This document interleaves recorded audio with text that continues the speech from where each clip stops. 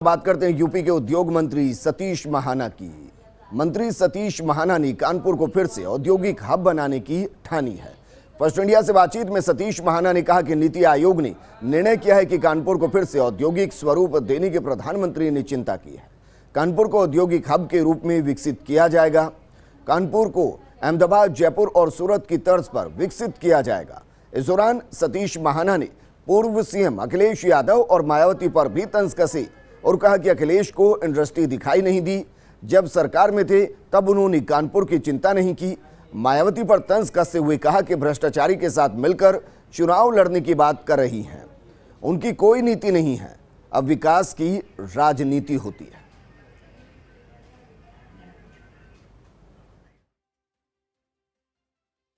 First India news पर हमारे साथ बात करने के लिए मौजूद हैं उत्तर प्रदेश सरकार के औद्योगिक विकास मंत्री सतीश महाना जी। बहुत बहुत स्वागत है आपका फर्स्ट इंडिया न्यूज पर।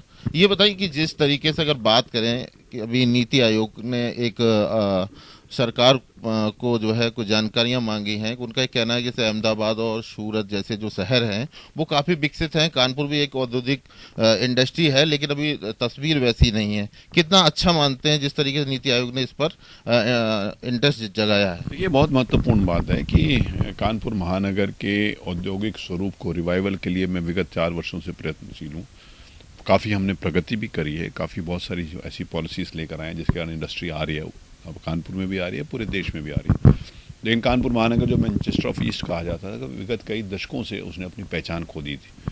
भारत सरकार में हमारे देश के यशस्वी प्रधानमंत्री आदरणीय मोदी जी के निर्देश के ऊपर नीति आयोग ने कानपुर महानगर के पुराने स्वरूप को बहाल करने के लिए और कौन कौन से इश्यूज हो सकते हैं, क्या पॉलिसीज हो सकती हैं, क्या इंफ्रास्ट्रक्चर डेवलपमेंट हो सकता है, इंडस्ट्री के नाते से कितने क्लस्टर्स डेवलप हो सकते हैं, कौन कौन सी इंडस्ट्रीज आ सकती हैं, इसके ऊपर एक डिटेल बातचीत करने के लिए नीति आयोग ने अपना इंटरेस्ट शो किया है। उस संदर्भ में मीटिंग करी और आगे भी उस संदर्भ में मीटिंग हुई। नीति आयोग के अधिकारी भी यहाँ पर आएंगे और हम विस्तार से उनके साथ बातचीत करेंगे। बात करें आने वाले बजट की, तो खासकर से उद्योगों की बात पर अगर बात करें तो उद्योग इंडस्ट्री में काफ़ी उम्मीद लोग लगाए हुए हैं लोग कि इस बार चूंकि कोरोना ऐसे काल में काफ़ी संघर्ष यहाँ उद्योगपतियों ने किया है, इंडस्ट्री प्रभावित हुई है। क्या ऐसे में कोई भी टैक्स बड़ी छूट कुछ उनको मिल सकती है? नहीं, इंडस्ट्रीज़ के ऊपर इंडस्ट्री विभाग कोई टैक्स नहीं लगाता। इंडस्ट्रीज़ के ऊपर उनके फैसिलिटेशन के लिए, उनको सुगम बनाने के लिए भारत सरकार ने अपने आत्मनिर्भर भारत के अंतर्गत बहुत सारे पैकेजेस दिए हैं जो बैंक के द्वारा उनको मिल रहे हैं। बहुत सारी ऐसी नीतियां बनाई हैं जिसके कारण उनको कठिनाई होती थी, उन नीतियों में आसानी हो गई है। ईज़ ऑफ डूइंग बिजनेस में हमारे उत्तर प्रदेश में दुनिया में दूसरे नंबर के ऊपर रैंकिंग करी है। तो इस नाते से इंडस्ट्रीज़ को एक अवसर मिला है अपने आप को काम करने का। उनके जो जटिलताएँ थी, जो समस्याएँ थी, बहुत बड़ी बात है कि जो इंडस्ट्री लगाता था उसको सबसे बड़ी उसके माफिया, सरकार के द्वारा प्रायोजित माफिया उसको परेशान करता करते थे। बजट में फिर भी कुछ देखिए, बजट इंडस्ट्री डिपार्टमेंट के अंतर्गत आज आप देख रहे हैं कि हम इंफ्रास्ट्रक्चर के नाते से पूर्वांचल एक्सप्रेसवे बना रहे हैं। आपने देखा कि बुंदेलखंड एक्सप्रेसवे कितनी तेजी से चल रहा है। बजट में गंगा एक्सप्रेसवे के लिए भी हम प्रावधान पिछले विगत वर्ष भी किया था और आने वाले वर्ष में भी करेंगे। गंगा एक्सप्रेसवे के लिए लैंड एक्वाजिशन करके मेरठ से लेकर प्रयागराज का देश का सबसे बड़ा एक्सप्रेसवे होगा। तो बजट में आवश्यकता अनुसार जिस भी मध्य में पैसे की आवश्यकता है उसको मिलते हैं। और बाकी इंडस्ट्रियलाइजेशन के लिए, उनको बूस्टअप करने के लिए, नए इंडस्ट्रियल एरियाज बनाने के लिए हमारी अथॉरिटी सक्षम है।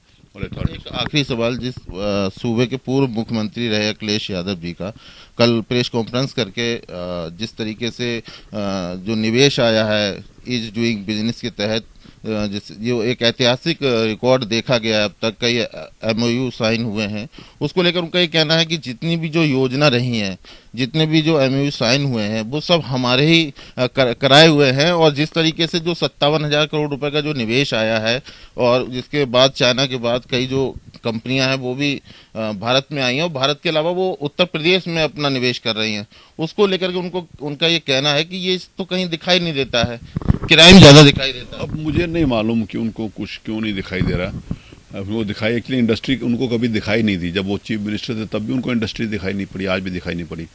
कल ही हमने आइकिया वालों के साथ एक अनुबंध करके उनके द्वारा 850 करोड़ रुपया कल नोएडा अथॉरिटी में जमा कराए गए हैं, जिसमें हमने उनको लगभग 50,000 स्क्वायर मीटर लैंड दिए, कल की है।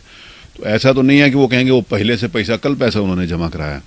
ये हीरानंदानी के द्वारा डेटा सेंटर के लिए अभी पिछले महीने उसका भूमि पूजन हुआ है। जो सैमसंग डिस्प्ले का यूनिट है अभी चाइना से उठाकर कोविड काल में ही वो हमारे यहाँ लगा रहे हैं, लगभग 4,800 करोड़ रुपए का इन्वेस्टमेंट है। अभी जिनको हमने अभी जमीन दी है, जिन्होंने अभी खरीदी है, जिन्होंने अभी पैसा दिया है, जो अब इन्वेस्टमेंट कर रहे हैं, जिन्होंने अभी इंडस्ट्री चालू करी है, पता नहीं इनको सपना आ गया होगा कि पता नहीं आज से 4 साल पहले 5 साल पहले कि कोई आएगा भी नहीं, कोविड होगा कि नहीं होगा शायद इनको पता हो। विपक्ष को आखिर जिस तरह से हमलावर हो रहे हैं, खासकर से पूर्व मुख्यमंत्री की बात करें कि आखिर उनको ये दिखाई क्यों नहीं दे रहा है, दुनिया को दिखाई दे रहा है, उनको क्यों नहीं दिखाई दे रहा, क्या कहेंगे? एक्चुअली जब वो सरकार में थे तब भी उनको दिखाई नहीं पड़ा, उनको दिखाई पड़ा होता तो वो 47 सीट के ऊपर आकर समेट ना गए होते हैं। एक्चुअली वो अपना राजनीतिक बेस भी खो चुके हैं, उनका सब कुछ समाप्त हो चुका है। उत्तर प्रदेश प्रगति के पथ के ऊपर आ गया। आज मुझे इस बात की प्रसन्नता है कि लोग इंडस्ट्री डिस्कस कर रहे हैं। उनके ज़माने में तो ना सरकार डिस्कस करती थी ना अपोजिशन डिस्कस करता था। हम ही लोग कोई बात उठाते तो इंडस्ट्री के संदर्भ में बात मैं कानपुर का होने के नाते से उठाता था, अन्यथा कोई उठाता नहीं था। आज मुझे इस बात की प्रसन्नता है कि सरकार इंडस्ट्रियलाइजेशन की तरफ इतनी तेज़ी से काम कर रही है कि विपक्ष को इस बात का अवसर मिल रहा है कि इंडस्ट्री के ऊपर भी वो सवाल खड़ा करें। उनके सवाल खड़ा करने या ना करने से कोई फ़र्क नहीं पड़ता। उत्तर प्रदेश इंडस्ट्रियलाइजेशन के एक नए दौर में आ गया है। उत्तर प्रदेश इंफ्रास्ट्रक्चर के नाते से एक नए दौर में है। उत्तर प्रदेश प्रगति के पथ के ऊपर आगे बढ़ रहा है।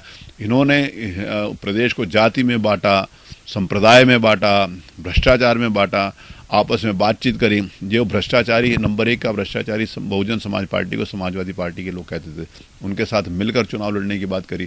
तो इनकी कोई नीतियाँ नहीं है, इनके कोई सिद्धांत नहीं है, तो वो कुछ भी कह सकते हैं। भारतीय जनता पार्टी के नेता यशस्वी आदरणीय प्रधानमंत्री श्रीमान नरेंद्र मोदी जी ने सबका साथ और सबके विकास की बात करी। उन्होंने राजनीति की दिशा और दशा दोनों को बदलने का काम किया। अब जाति की राजनीति नहीं होती, अब विकास की राजनीति होती है। अब संप्रदाय की राजनीति नहीं होती, अब विकास की राजनीति होती है। अब विघटन की राजनीति नहीं होती, विकास की राजनीति होती है। और इस देश के 130 करोड़ जनता की बात करते हैं प्रधानमंत्री जी, और हमारे यशस्वी मुख्यमंत्री आदरणीय योगी आदित्यनाथ जी प्रदेश की 24 करोड़ जनता के हित के लिए काम करते हैं। समाज को बांटने का काम नहीं करते, समाज को साथ जोड़ के उनकी प्रगति की बात करते हैं। ये थे औद्योगिक विकास मंत्री सतीश महाना। इनका साफ तौर पर कहना है कि जिस तरीके से विपक्ष लगातार सरकार पर आरोप लगा रहा है वो बेबुनियाद हैं। वहीं पर अगर प्रदेश सरकार की बात करें तो उनका साफ तौर पर कहना है कि सरकार विकास के पथ पर कार्य कर रही है। जिस तरीके के MOU साइन हुए हैं उससे 57,000 करोड़ रुपए का निवेश उत्तर प्रदेश में आया है। वहीं कई इंडस्ट्रियां भी निश्चित तौर पर प्रदेश को मिली हैं। 2.25 लाख से अधिक लोगों को यहाँ पर रोजगार निश्चित तौर पर लोगों को मिलेगा। वहीं पर लगातार विकास के पथ के लिए योगी सरकार मोदी जी के नेतृत्व में लगातार निरंतर प्रयास करती हुई नजर आ रही है, जो बहुत जल्द धरातल पर भी दिखाई देगी। कानपुर से कैमरामैन फरहान के साथ Sumit Awasthi, first India news.